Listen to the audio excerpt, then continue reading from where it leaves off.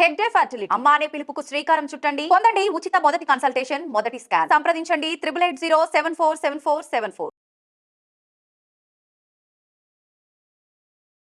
దాని గురించే ఈరోజు మాట్లాడడానికి ప్రెస్ మీట్ పెట్టడం జరిగింది.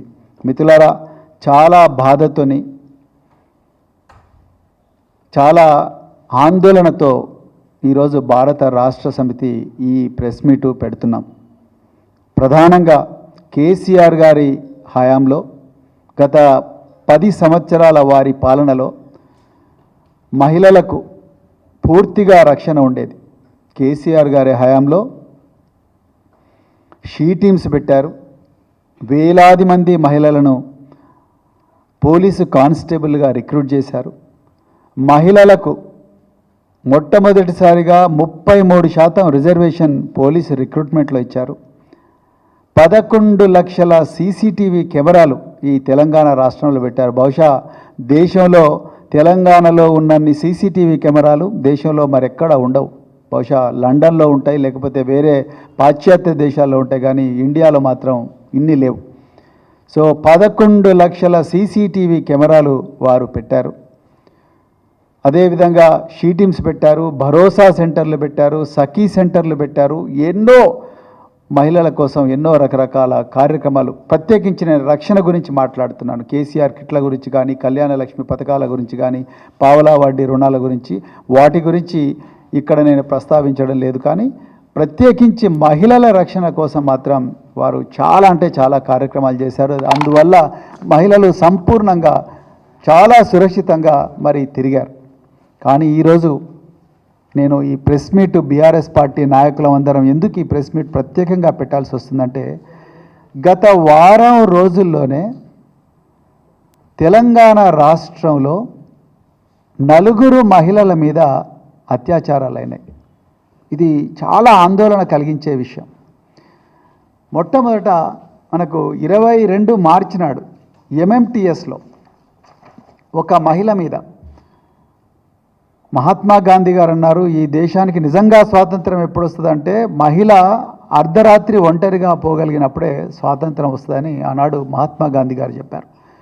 ఇక్కడ బాధితురాలు ఫుడ్ డెలివరీ కంపెనీలో పనిచేసుకుంటూ సికింద్రాబాద్ నుండి మేడ్చల్ పోయే ఎంఎంటీఎస్ ట్రైన్ ఎక్కి మహిళా బోగీలు ఎక్కింది. ఆమె మామూలు బోగీలు ఎక్కలేదు, మహిళా బోగీలో ఎక్కి ఎంఎంటీఎస్ ట్రైన్లో ఎక్కి మరి మేడ్చల్ పోతుంటే దాదాపు 7 గంటల నుంచి 8 గంటల ప్రాంతంలో ఒక యువకుడు అగంతకుడు ఆ మహిళా బోగిలోకి వచ్చి కరెక్ట్గా మరి ఒక 15-20 నిమిషాలు ప్రయాణం చేసిన తర్వాత ఆమె మీద అత్యాచార యత్నం చేస్తే ఆమె నడుస్తున్న ట్రైన్ నుంచి కిందకు దుంకి ప్రాణాలు కాపాడుకున్నది. ఆమెకు విపరీతమైన గాయాలతో ఇలా హాస్పిటల్లో చికిత్స పొందుతూ ఉన్నారు. అది మొదటి కేసు. దాని మీద మరి గౌరవ ముఖ్యమంత్రి రేవంత్ రెడ్డి గారు స్టేట్మెంటు అసెంబ్లీలో ఇచ్చిండ్రు, కానీ ఆయన ఆ బాధితురాలను ఇంతవరకు కలవలేదు. ఇక అది మరిచిపోకముందే మరి మార్చి 25వ తారీఖు నాడు సంగారెడ్డిలో భర్తను కొట్టి ఉదయం 4 గంటలకు కంది మండలంలో తిలోత్తమ్ గార్డెన్స్ దగ్గర భర్తను కొట్టి భర్త ముందరే భార్యను తీసుకుపోయి సామూహికంగా అత్యాచారం చేసిండ్రు ఉదయం 4 గంటలకు. మార్చి 22 నాడేమో ఒక యువతి మీద ఎంఎంటీఎస్ ట్రైన్లో అత్యాచారం జరుగుతుంది. మార్చి 25 నాడు కందిలో ఒక భార్యను భర్త కళ్ళ ఎదుటగానే భర్తను కొట్టి భార్యను తీసుకుపోయి ఆమె మీద సామూహిక అత్యాచారం చేస్తారు ఉదయం 4 గంటలకు. అది మరిచిపోకముందే అత్యంత క్రూరమైన సంఘటన నాగర్ కర్నూలు జిల్లాలో జరిగింది. మార్చి 29 నాడు ఒక మహిళ, ఆమె సహచరుడు ఇద్దరు కూడా దైవ దర్శనం కోసం ఊరుకొండపేట అనే మండలంలో ఉండే ఆంజనేయ స్వామి దేవాలయానికి రాత్రిపూట వస్తే అక్కడ ఉండే 7 మంది యువకులు బహిరంగంగానే తాగుతూ ఈ మహిళను అత్యంత క్రూరంగా అతన్ని కొట్టి చెట్టుకు కట్టేసి ఈమెను అత్యంత క్రూరంగా ఆమె మీద అత్యాచారం చేసిండ్రు. ఇంకా కొన్ని విషయాలు చెప్పడం కూడా వీలు కాదు. ఆమె ఏడుస్తూ ఉంటే అత్యంత క్రూరంగా హింసించారు. ఇప్పుడు చెప్పడం కూడా వీలు కాదు. అవన్నీ కూడా అంత ఘోరంగా అత్యాచారం చేసిండ్రు. అది కూడా రాత్రిపూటన జరిగింది. యువకులు బహిరంగంగా తాగుతూ ఉన్నారు. అది మరిచిపోకముందే మార్చి 31 నాడు ఒక జర్మన్ టూరిస్ట్ హైదరాబాద్ నగరానికి వచ్చి హైదరాబాద్ నగరంలో రకరకాల టూరిస్ట్ ప్రాంతాలను సందర్శిస్తుంటే ఒక అగంతకుడు ఆమెను మీర్పేట దగ్గర పరిచయం చేసుకొని ఒక మార్కెట్లో పరిచయం చేసుకొని ఆమెను స్విఫ్ట్ డిజైర్ కారులో మిగతా 4-5 అందరు మైనర్లు కలిసి ఆమెతో వచ్చిన ఆమె సహచరుడు ఇద్దరు కూడా జర్మన్సే, వాళ్ళిద్దరిని తీసుకొని పోయి పహాడీ షరీఫ్ ప్రాంతానికి, రకరకాల ప్రాంతాల్లో ఫోటోలు తీసుకుంటామన్న మిషతోని పహాడీ షరీఫ్ ప్రాంతానికి తీసుకుపోయి అక్కడ కారులోనే ఆమె మీద అత్యాచారం చేస్తే ఆమె మరి అక్కడి నుంచి పారిపోయి వచ్చి పోలీస్ స్టేషన్లో కంప్లైంట్ చేసింది. ఇక్కడ విషయం పోలీసు వాళ్ళు అన్నీ మేము ఇన్వెస్టిగేట్ చేసినాం, నిందితులు పట్టుకున్నామని చెప్తున్నారు. సంతోషం, వి అప్రిషియేట్ ఇట్. కానీ నేరాన్ని ఎందుకు మీరు ప్రివెంట్ చేయలేకపోయారు? ఎందుకు వారం రోజుల్లోనే 4 మహిళల మీద అత్యాచారం జరిగితే ఇంకా మహిళలకు రక్షణ ఎక్కడున్నది? 1,00,000 మంది పోలీసులు తెలంగాణలో ఉన్నారు. ఈ పోలీసు శాఖకు అధిపతి సాక్షాత్తు ముఖ్యమంత్రే. రేవంత్ రెడ్డి గారే సీఎం, శాంతి భద్రతలు జనరల్గా వారి కిందకే వస్తాయి. ప్రత్యేకించి హోమ్ మినిస్టర్ కూడా రేవంత్ రెడ్డి గారే. ఇక్కడ అత్యంత భయం కల్పించే అంశం ఏంటంటే, అత్యంత ఆందోళన పడాల్సిన అంశం ఏంటంటే, ముఖ్యమంత్రి గారు ఇందులో ఏ బాధితురాలను కూడా పరామర్శించడానికి వెళ్ళలేదు. దీని మీద ఒక ప్రత్యేకమైన రివ్యూ తీసుకోలేకపోయారు గౌరవ ముఖ్యమంత్రి గారు. అధికారులకు ఆదేశాలు ఇచ్చినట్టు కూడా ఎక్కడ కూడా రాలేదు. ఈ తెలంగాణ భవన్కు 100 మీటర్ల దూరంలో, అంటే కూతవేటు దూరంలో ఉన్నది integrated command and control centre ఉన్నది. అందులో ముఖ్యమంత్రి గారికి ఒక ఛాంబర్ ఉన్నది. ముఖ్యమంత్రి గారు ఆ ఛాంబర్లో కూర్చొని మున్సిపల్ అడ్మినిస్ట్రేషన్ డిపార్ట్మెంట్ రివ్యూలు పెడతారు, కాంగ్రెస్ పార్టీ అంతర్గత విషయాల మీద రివ్యూ పెడతారు. దీపాదాస్ మున్షి గారు ఇంకా రకరకాల కాంగ్రెస్ పార్టీ నాయకులు వచ్చి ప్రభుత్వ పోలీసు ఇంటిగ్రేటెడ్ కమాండ్ సెంటర్లో కూర్చొని పార్టీ విషయాలు మాట్లాడుకుంటారు. హైదరాబాద్ సెంట్రల్ యూనివర్సిటీ భూముల కబ్జాల గురించి, దానికి విడుదల చేయాల్సిన జీవోల గురించి, విద్యార్థులను అరెస్టు చేయాల్సిన విషయాల గురించి, ఆ భూమిని ఎట్లా 400 ఎకరాలు ఎట్లా కబ్జా చేయాలనే దాని మీద ఇంటిగ్రేటెడ్ పోలీస్ కమాండ్ సెంటర్ దాంట్లో మీటింగ్ పెడతారు. కానీ మహిళల రక్షణ గురించి ముఖ్యమంత్రి గారు మీటింగులు పెట్టిన దాఖలాలు లేవు. ఉంటే గౌరవ ముఖ్యమంత్రి గారిని మేము బీఆర్ఎస్ పార్టీ తరఫున కోరుతున్నాం, బయట పెట్టండి రికార్డ్స్. ఇంత ఘోరమా? ఇలా ఈ 4 సంఘటనలు నేను ఉదాహరణకే చెప్తున్నాను. ఈ 4 సంఘటనలు అన్నీ రాత్రిపూటనే జరిగినాయి. ఈ 4 సంఘటనలో 2 సంఘటనలో నిందితులు బహిరంగంగా లిక్కర్ తాగుతూ ఉన్నారు. ఇలా సెక్షన్ 9 ఆఫ్ ప్రొహిబిషన్ యాక్ట్ కానీ పోలీస్ యాక్ట్ కానీ ఏం చెప్తున్నది? బహిరంగంగా మద్యపానం చేయడం నేరం, బహిరంగంగా ధూమపానం చేయడం కూడా నేరం. పబ్లిక్ ప్లేసెస్లో బహిరంగంగా ధూమపానం కానీ బహిరంగంగా మద్యపానం చేయడం నేరం అని చెప్తున్నారు. వాళ్ళు తీసుకుపోయి అర్జెంటుగా పోలీస్ స్టేషన్లో పెట్టాలి, కేసు పెట్టాలి. ఎక్సైజ్ పోలీసులకు ఉంది, ఇలా సాధారణ సివిల్ పోలీసులకు కూడా ఉన్నది. కానీ ఇలా తెలంగాణలో ఎక్కడ పడితే అక్కడ పొదలుంటే, ఎక్కడ చీకటి ఉంటే అక్కడ బీర్ బాటిళ్ళు దర్శనమిస్తున్నాయి, 90 ml బాటిళ్ళు దర్శనమిస్తున్నాయి. ఎక్కడ పడితే అక్కడ బహిరంగంగా తాగుతూ ఉన్నారు. విపరీతంగా తాగిన వ్యక్తులకు విచక్షణ జ్ఞానం ఉంటుందా? ఒక భార్య ఒక భర్త పోతుంటే వాళ్ళు ఏ విధంగా చూస్తారు? ఒక అన్నా చెల్లెలు పోతుంటే ఏ విధంగా చూస్తారు తాగిన మైకంలో ఉండే యువకులు? ఎప్పుడన్నా పోలీసులు బహిరంగంగా తాగడం నేరం అని చెప్పి దాని మీద ఏమైనా డ్రైవ్ చేసిండ్రా? డ్రైవ్ చేస్తే ఎంతమంది ఆకతాయిలను మీరు అరెస్ట్ చేసిండ్రు చెప్పండి. మీరు ఊరుకొండలో ఆంజనేయ స్వామి గుడి చుట్టూ మరి వ్యక్తులు దేవుడి దగ్గర, దేవుడి చుట్టుపక్కల ప్రాంతాల్లో బహిరంగంగా పొదల్లో తాగుతూ ఉంటే ఎక్కడ పోయింది పోలీస్ పెట్రోలింగ్? కేసీఆర్ గారు మీకు ఇవ్వంది ఏంది? టాటా సుమోలు ఇచ్చిండు, టయోటా ఇన్నోవాలు ఇచ్చిండు, టయోటా క్రిస్టాల్ ఇచ్చిండు, 700 కోట్ల రూపాయల విలువైన సామాగ్రి ఇచ్చిండు కదా. మరి వారు ఇచ్చిందంతా ఏమైంది? Integrated command and control centre పెట్టిండు కదా, పోలీసులకు అలవెన్స్లు ఇచ్చిండు కదా. దాదాపు 45,000 మంది పోలీసులు రిక్రూట్ చేసిండు, మహిళలనే 33% రిక్రూట్ చేసిండ్రు కదా. ఎన్ని చేయలేదు కేసీఆర్ గారు. సీసీటీవీ కెమెరాలు 11 లక్షలు పెట్టించిండ్రు కదా. అదేవిధంగా మరి ఈ సెల్ ఫోన్లో ఈ మహిళల రక్షణ కోసం సపరేట్గా యాప్ డిజైన్ చేసిండ్రు. ఇంకొక ఒళ్ళు గగురు పడిచే విషయం ఏంటంటే, ఈ మహిళల మీద ఈ నేరాలు జరుగుతున్నప్పుడు ఎవ్వరికి కూడా పోలీసులను కాల్ చేయాలనే ఆలోచన రాలేదు. ఎందుకు రాలేదు? ఒక్కసారి ఆలోచించండి. అంటే పోలీసు వ్యవస్థ మీద నమ్మకం సన్నగిలిందా? మరి డయల్ 100కి ఎందుకు వీళ్ళు కాల్ చేయలేదు? ఈ సెల్ ఫోన్లో ఇంతకుముందు కేసీఆర్ గారి సమయంలో ఒక యాప్ ఉండేది, ఉంటే యాప్ను ఎందుకు మరి యాప్తోనే ఒకసారి కాల్ చేసినామంటే 5 సంస్థలకు పోయేది. ఎక్కడ పోయిండ్రు? ఇలా షీ టీమ్స్ దాదాపుగా 331 షీ టీంలను కేసీఆర్ గారి టైంలో పెట్టిండ్రు. ఆకతాయిలు మహిళలు దర్శనానికి పోయే ప్రదేశాల్లో కానీ, మార్కెట్లలో కానీ, సినిమా టాకీసుల్లో కానీ, బస్సులలో కానీ, రైళ్లలో కానీ, ఇంకా ఏవైనా జనసమర్థమైన ప్రదేశాలు ఉంటే ఆ ప్రదేశాల్లో ఈ పోకిరీలు కానీ, ఆకతాయిలు కానీ మహిళలను ఇబ్బంది పెట్టకూడదు అని చెప్పి 331 షీ టీములు పెట్టి దాదాపు 40 నుంచి 45 వేల మందిని అరెస్ట్ చేసి వాళ్ళకి కౌన్సిలింగ్ ఇచ్చిండ్రు, వాళ్ళని అరెస్ట్ చేసిండ్రు, జైలుకు పంపించిండ్రు.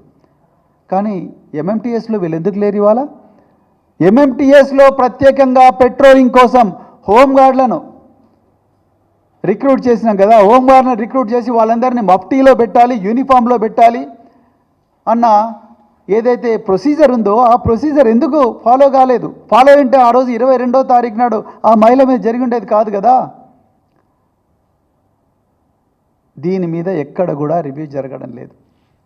మరి పోలీసులు ఏం చేస్తున్నారు? అది కూడా తెలంగాణ ప్రజలు తెలుసుకోవాలి. ఇది చాలా ముఖ్యమైన విషయం.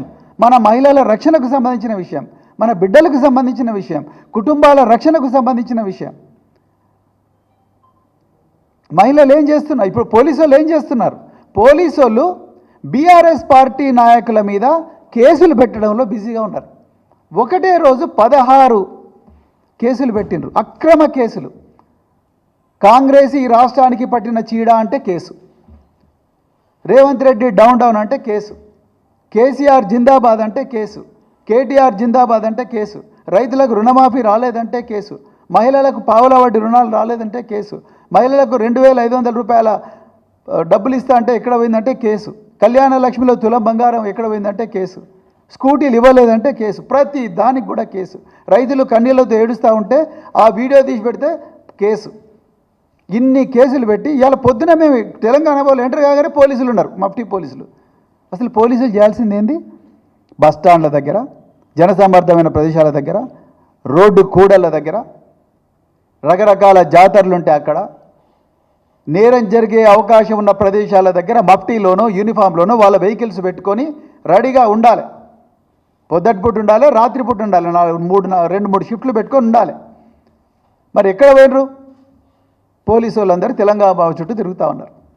ఇక రెండవది మీరు చూస్తున్నారు, ఈ ఇన్సిడెంట్స్ అన్నీ కూడా మార్చి 22 నుంచి మార్చి 31 మధ్యలోనే జరిగినాయి. ఉదాహరణకు చెప్తున్నా, కరెక్ట్గా ఇదే సమయంలో రేవంత్ రెడ్డి గారు ఎక్కడ బిజీగా ఉన్నారంటే హైదరాబాద్ సెంట్రల్ యూనివర్సిటీలో 400 ఎకరాలను కబ్జా చేయడంలో బిజీగా ఉన్నారు. ఇది వాస్తవం. యూనివర్సిటీ విద్యార్థులు ఒప్పుకోవడం లేదు కాబట్టి వేలాది మంది పోలీసులను హైదరాబాద్ సెంట్రల్ యూనివర్సిటీలో బందోబస్తుకు డిప్లాయ్ చేసిండ్రు. ఇదేనానండి రేవంత్ రెడ్డి గారు మీరు చేయాల్సిన పని ముఖ్యమంత్రిగా? అసలు ఈ పోలీసు వాళ్ళందరూ ఎక్కడ ఉండాలి? అక్కడ కూడా మరి మహిళా విద్యార్థులను ఘోరంగా కొట్టుకుంటూ బస్సులలో ఎక్కించారు. అసలు మీరు చేయాల్సిందేంది? అక్కడ వన్యప్రాణుల కాపాడాలి, చెట్లను కాపాడాలి, వాటర్ బాడీస్ను కాపాడాలి. అదేవిధంగా సభ్య సమాజంలో మహిళలను కాపాడాలి, చిన్న పిల్లలను కాపాడాలి. ఎక్కడ పోయిన మరి ఈ పోలీసులు విద్యార్థులను కొట్టడంలో బిజీగా ఉన్నారు, విద్యార్థుల మీద అక్రమంగా కేసులు పెట్టడంలో బిజీగా ఉన్నారు, విద్యార్థులకు నాన్ బెయిలబుల్ సెక్షన్స్ పెట్టి వాళ్ళ మీద పీడీ యాక్ట్ పెట్టి వాళ్ళ జీవితాలు నాశనం చేయడంలో పోలీసులు బిజీగా ఉన్నారు. నిన్నటికి నిన్న ఆ మన్య క్రిషాంక్ మీద కేసు పెట్టిండ్రు. ఏమనంటే వీడియోని మార్పు చేసినాను. అసలు ఆ నెమళ్ళ ఆవేదన, నెమళ్ళ ఆర్తనాదాలు, అరుపులు అవన్నీ కూడా ఒరిజినల్ నేనే తీసినాడు. ఒక పిల్లగాడు కుద్బకుద్ చెప్తున్నాడు, కుల్లా చెప్తున్నాడు. చెప్తుంటే కూడా అది కాదని చెప్పి వీళ్ళని కేసు పెట్టాలి, మళ్ళీ జైలుకు పంపించాలి. మీ పోలీసులు ఇందులో బిజీగా ఉన్నారు కాబట్టి ఇవాళ తెలంగాణలో ఆనాడు మావో సెట్టింగ్ చెప్పినట్టుగా ఆకాశంలో సగం నీవు సగం నేనన్న మరి ఏదైతే నానుడినదో ఆ 50% మహిళలకు ఇవాళ రక్షణ లేకుండా పోయింది.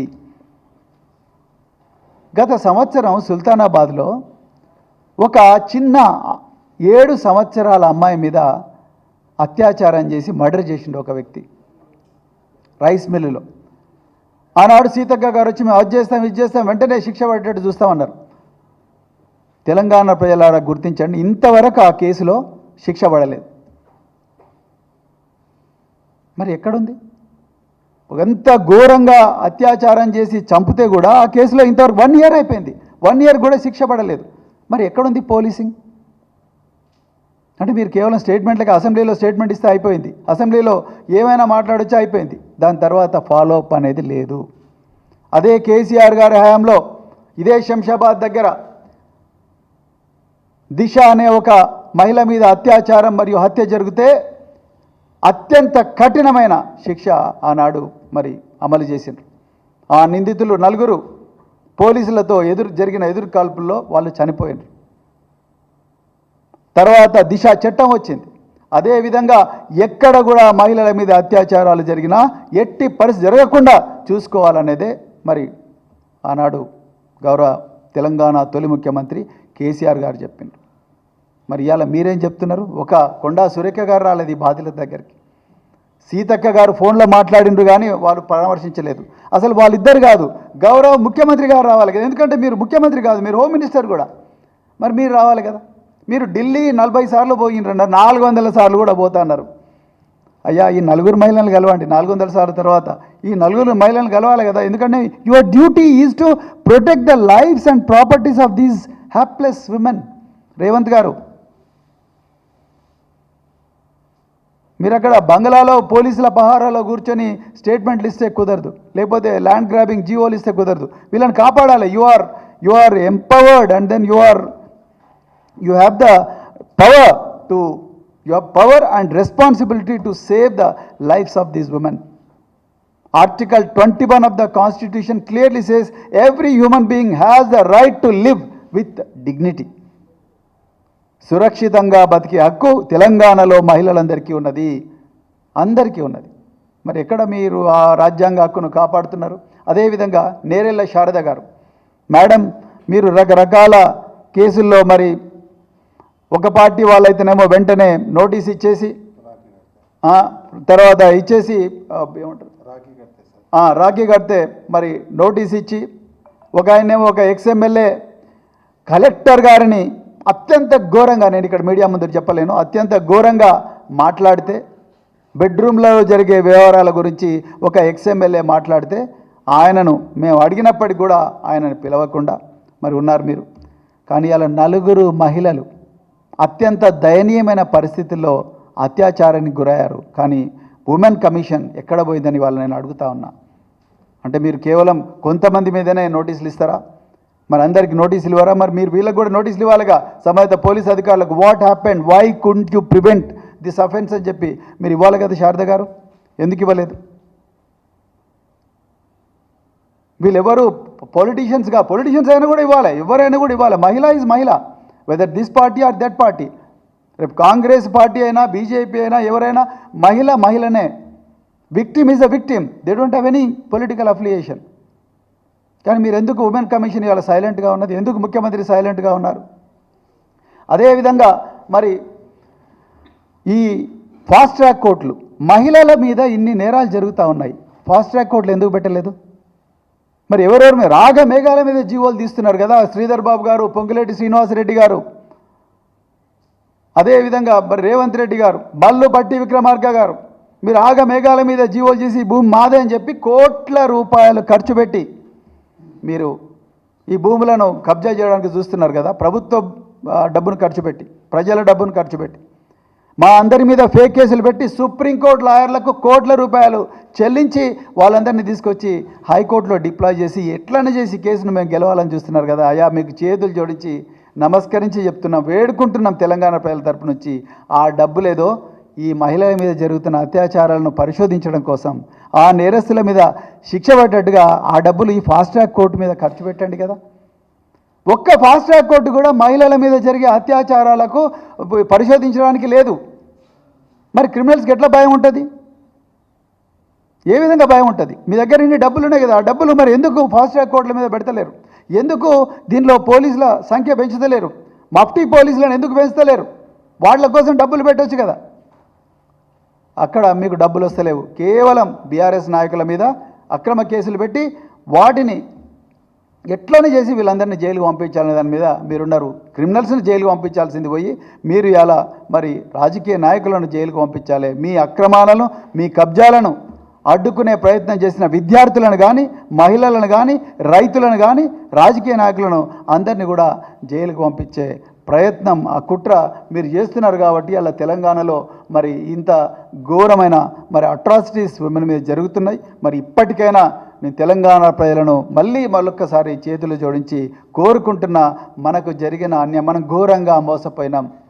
వీళ్ళందరూ ఆ భరోసా, ఈ భరోసా, 6 గ్యారంటీలు, 600 గ్యారంటీలు, 420 గ్యారంటీలు, అట్లా చేస్తాం ఇట్లా చేస్తామని చెప్పేసి మహిళను ప్రత్యేకంగా ఘోరంగా మోసం చేసిండ్రు. 4,000 రూపాయల పింఛన్ ఇస్తామన్నారు, 2,500 రూపాయల డబ్బులు ఇస్తామన్నారు, అమ్మాయిలకు స్కూటీలు ఇస్తామన్నారు.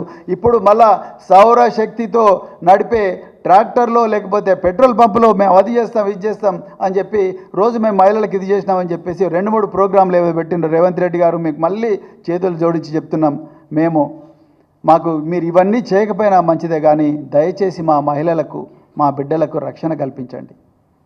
తెలంగాణ ప్రజలందరి తరపున, మా అక్క చెల్లెలందరి తరపున చేతులు జోడించి బీఆర్ఎస్ పార్టీ కోరుకుంటున్నది, దయచేసి వీళ్ళందరికీ రక్షణ కల్పించండి. ఈ డిపార్ట్మెంట్ మీద రివ్యూలు చేయండి, ఫాస్ట్ ట్రాక్ కోర్టులు పెట్టండి, అవసరం అనుకుంటే నిందితులను ఉరికంబం ఎక్కించండి. అంతే తప్ప ఈ పోలీస్ కమాండ్ సెంట్రల్లో మరి భూమి కబ్జాలకు సంబంధించిన మీటింగులు కానీ ఇంకా రకరకాల రాజకీయ మీటింగులు పెడితే మాత్రం తెలంగాణ ప్రజలు చూస్తే ఊరుకోరు. అదేవిధంగా తెలంగాణ మహిళా లోకానికి అందరికీ కూడా మరొకసారి చెప్తున్నాం, కేసీఆర్ గారు ఆనాడు 10 సంవత్సరాల అధికారంలో ఉన్నప్పుడు ఒక్క నిమిషం కూడా వేస్ట్ చేయలేదు, ఒక్క పైసా కూడా వేస్ట్ చేయకుండా ఆ డబ్బులన్నీ కూడా మహిళల రక్షణ కోసం ఖర్చు పెట్టిండు. అది పెట్రోల్ వ్యాన్లు కావచ్చు, లేకపోతే ఇంటిగ్రేటెడ్ కమాండ్ కంట్రోల్ సెంటర్ కావచ్చు, హోంగార్డులు కావచ్చు, మహిళా పోలీసులు కావచ్చు, సీసీటీవీ కెమెరాలు కావచ్చు, దిశ యాక్ట్ కావచ్చు, లేకపోతే షీ టీములు కావచ్చు, భరోసా సెంటర్లు కావచ్చు, అదేవిధంగా మరి సఖీ సెంటర్లు కావచ్చు, ఎన్నో రకాల కార్యక్రమాలు వారు చేశారు. కానీ ఈరోజు దురదృష్టవశాత్తు మరి మన అమాయకత్వాన్ని ఆసరగా తీసుకొని ఈరోజు కాంగ్రెస్ పార్టీ అధికారంలోకి వచ్చి మన జీవితాలను నాశనం చేసే పరిస్థితి వచ్చింది, మన జీవించే హక్కుకు భగ్నం చేసే పరిస్థితి వచ్చింది. ఇందులో నిందితులందరూ కూడా మరి ఫాస్ట్ ట్రాక్ కోర్టు పెట్టి వాళ్ళందరినీ కూడా అర్జెంటుగా శిక్ష పడేలా చూడాలని చెప్పేసి కోరుకుంటూ, మరి ఇంత చక్కటి అవకాశం ఇచ్చిన మీడియా మిత్రులందరికీ కూడా మరొకసారి ఉదయపూర్వక ధన్యవాదాలు చెప్తూ జై తెలంగాణ.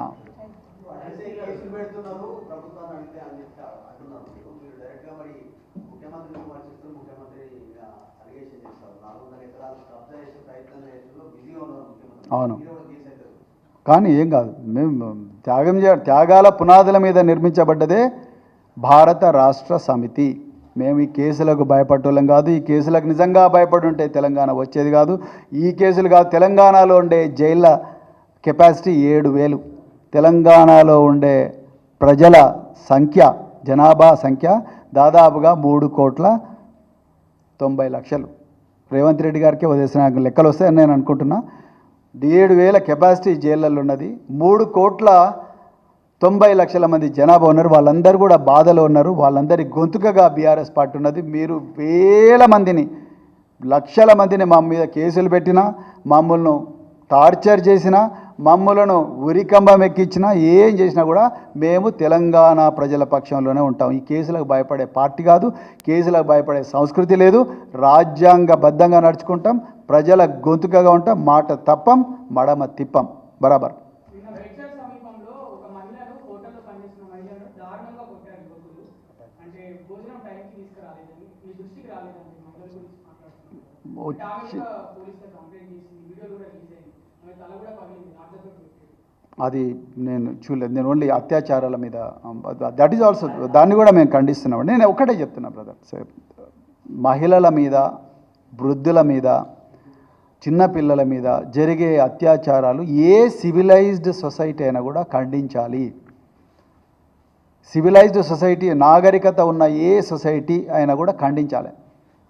సో వాళ్ళ మీద అనాదిగా దౌర్జన్యం జరుగుతూ ఉన్నది. 2000-3000 సంవత్సరాలుగా వాళ్ళ మీద దౌర్జన్యం జరుగుతున్నది. They deserve lot of protection. మేము అట్లాంటిది ఏదైనా కూడా మేము తప్పకుండా ఖండిస్తాం.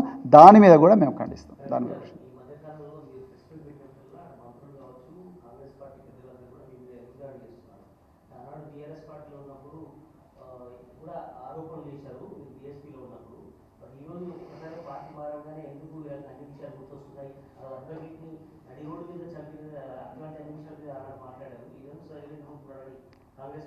కాంగ్రెస్ వాళ్ళ అజ్ఞానానికి నిదర్శనమే ప్రశ్నలు. నేను ఎప్పుడు కూడా ఒక పార్టీని విమర్శించడమో లేకపోతే ఆ పార్టీని, ఆ వ్యక్తిని విమర్శించడం చేయలేను. ప్రజల గొంతుకగానే మాట్లాడాను. నేను ఎక్కడున్నా అదే, ఇవాళ కూడా అదే పని చేస్తున్నా. ప్రజల గొంతుకగానే మాట్లాడినా. వాళ్ళు ఏం చూస్తున్నారు, దీన్ని రాజకీయ కోణంలో చూస్తున్నారు. బీఆర్ఎస్ పార్టీ, ప్రవీణ్ కుమార్ ఆ కోణంలో చూస్తలేము. కాంగ్రెస్ వాళ్ళు మంచి పని చేస్తే మీరు మంచి పని చేసిన అంటున్నాం. కేటీఆర్ గారు రేవంత్ రెడ్డి గారిని తమిళనాడులో సపోర్ట్ చేయలేదా? దక్షిణ భారతదేశంలో మరి డీలిమిటేషన్ మీద జరుగుతున్న చర్చలో మాకు ఆ పొలిటికల్ మెచ్యూరిటీ ఉంది, ఆ రాజకీయ పరిపక్వత ఉన్నది ఈ భారత రాష్ట్రానికి. కాంగ్రెస్ వాళ్ళకి ఆ రాజకీయ పరిపక్వత లేదు. వాళ్ళు ప్రధాన్ని రాజకీయ కోణంలో చూసినా కూడా నువ్వు ఆ రోజు ఇట్లా మాట్లాడినావు కాబట్టి ఇప్పుడు ఎట్లా మాట్లాడుతున్నావు అంటారు. అది చాలా నారో మైండెడ్ ఆర్గ్యుమెంట్. వాళ్ళకి అంతకుమించి ఏం తెలియదు. అందుకొరకే ఇవాళ వాళ్ళకు నిజంగా వాళ్ళకు ఏమాత్రం పరిపక్వత, పరిణతి ఉన్నా కూడా ఇవాళ ఓపెన్ చర్చకు వస్తారు కదా. అయ్యా మేము నిజంగా పట్టించుకోలేదు, మహిళల మీద ఇట్లా దాడి జరుగుతూ ఉన్నది, మీరు చెప్పిండుగా మంచి సజెషన్ తప్పకుండా చేస్తాం అని చెప్పి ఒక స్టేట్మెంట్ ఇవ్వచ్చుగా ముఖ్యమంత్రి. లేకపోతే ఒక కమిటీ వేయచ్చు కదా, లేకపోతే ఆల్ పార్టీ మీటింగ్ పెట్టచ్చు కదా. ఏం చేద్దాం చెప్పండి మహిళలను రక్షించుకోవడానికి అని చెప్పొచ్చుగా. సుప్రీంకోర్టు చివాట్లు పెడితే తప్ప ఇవాళ అఖిలపక్ష సమావేశం లేకపోతే ఏదో కమిటీ విద్యార్థులతోని, సివిల్ సొసైటీతోని, లేకపోతే ఇంకెవరితోనో కమిటీ వేస్తున్నాడు హెచ్సియు భూముల కింద. ఎగ్జాంపుల్ చెప్తున్నా మీకు. అది ముందరనే చేసి ఉండొచ్చు కదా. మీకు ఎంతసేపు బీఆర్ఎస్ను ఎట్లా చేసి కేసులలో ఇరికించాలి, లేకపోతే నువ్వు ఆ రోజు ఇట్లా అన్నావు కదా, ఈరోజు ఎందుకు ఇట్లా అంటున్నావు అని చెప్పడం తప్ప ఇంకోటి లేదండి. వాళ్ళకు నిజంగా ఎంతసేపు వాళ్ళకి కనిపించేదంతా కూడా ఎట్లెట్లా డబ్బులు సంపాదించుకోవాలి అక్రమ